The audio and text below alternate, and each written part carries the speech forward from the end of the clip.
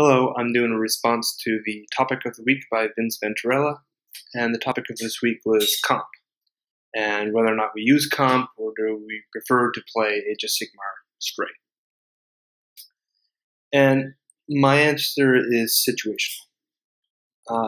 Comp is really an essentially agreement among players, and if that's the definition, I think you can kind of be both ways. But ultimately, they all involve whether or not you play with comp or without a discussion with your opponent, or at least you need to know beforehand what their gaming mentality is or gaming philosophy. If it's something, if it's a person you've known for many years, that's pretty easy to do. If it's a random opponent, it's far more difficult. So Vince listed a number of comps on this video. And, there are all sorts of tournament comps and many community comps. A lot of them are pretty interesting. I've read through many of them, but they don't really appeal to me that much. I kind of liked the comp that was, supposedly leaked by Games Workshop. So far, I don't think it's really panned out. I think it was pretty much a hoax because I thought that was a pretty unique and went with the story and fluff, and that was the one where you added up power points on the army, and then you got a certain buff, depends on what realm or whatnot. I thought that was interesting. It was very unique. But there's really no one set system for comp, and in the long run, I think it will be very interesting to see just what happens with comp, because there are just so many options. So it'd be really interesting to see what will be the one system that survives. Many of which are just too complicated. They involve far too much math, or they just seem far too arbitrary. Ultimately, I would say I prefer to play the uncomped, play it straight system. But I play with most of my close friends. I play with my wife a lot, and she's the epitome of a very casual gamer. Doesn't really know much about Mathhammer or makes army selections just based upon what she likes. So I think that's definitely how I prefer to play. And the reason for that is because I thought that the lack of a point system was by far Age of Sigmar's greatest strength, because it really makes every unit viable. So when you're looking through the war scrolls, people still use the mentality of, this unit's far better than that. It really just depends on numbers, how many are down on the table. Every unit can be effective in Age of Sigmar. Depends on how many you want to use, if that's essentially. I think that's one of the awesome characteristics about it, because there is no more horrible units. There's no more units that you wish you could use but really can't. Now, in some ways, some people have kind of been arguing if you don't have a restricted system, then choice is really meaningless.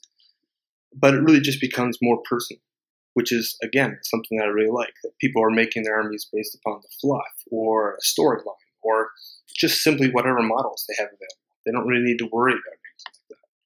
And I think that's one of the best things about it. Like a comp, you can really play it straight. And that involves, having an agreement with the player to achieve the desired play style. If you have reasonable players that what they're expecting out of the game, balance is actually, I think, easy to achieve. Age of Sigmar can be the most off-balanced, imbalanced system. You can exploit it completely. Or if you restrict yourself, it can be the most balanced game yet. And it's quite easy. I don't think it's that difficult to do, providing you are both expecting to do, or both expecting the same thing out of the game.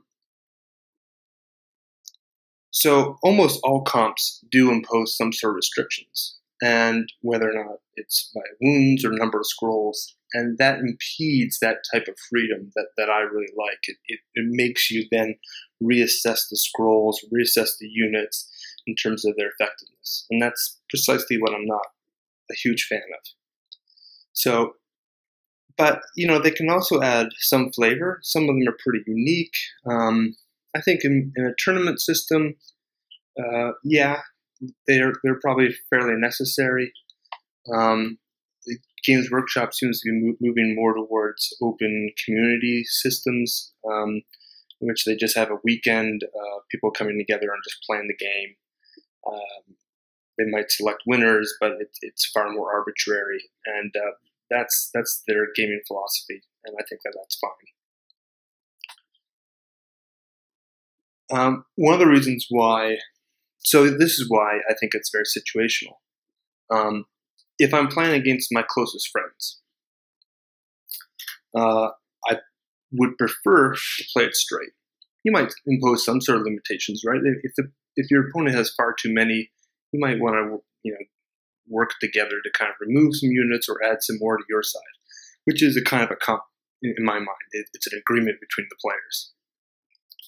But I move around a lot. I moved 11 times in the past 8 years alone. I'm in the process of moving now. Just moved a whole bunch of boxes and stuff today. I'm exhausted.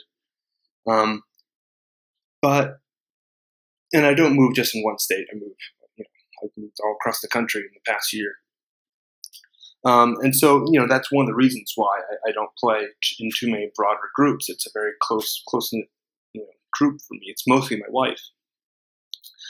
But now that have a new home, there's a comic book store just a couple of blocks down that does wargaming every week, and I might, go down and see what's going on, and might introduce myself to that community.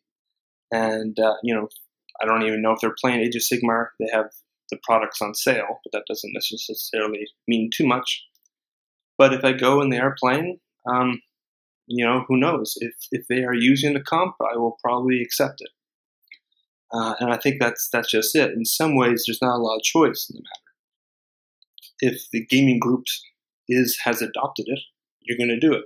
But if it's someone coming over to my house to play at my table, I might not use comp. I'm sure, who knows what I'm going to meet at this random group. I'll probably meet some players that maybe are trying to exploit everything in the game. Maybe I'll meet a number of people that have the same mentality as me, and time will really tell. I don't think that's that dissimilar from 8th edition in some ways. Right? I have showed up to gaming groups with 8th edition comprehensive points and army creation rules, only to have my very casual army utterly destroyed by a power army. So I don't think that's that dissimilar. It's almost the exact same experience. It just really depends on what you want from the game and what you expect from your opponent. As long as you're both having fun, I really don't care if it's comp or uncomp. And that's all I have to say. Thanks for watching. More videos will be coming in the next couple weeks now that I've got a place up, but I'll do a channel update soon. Have a good one.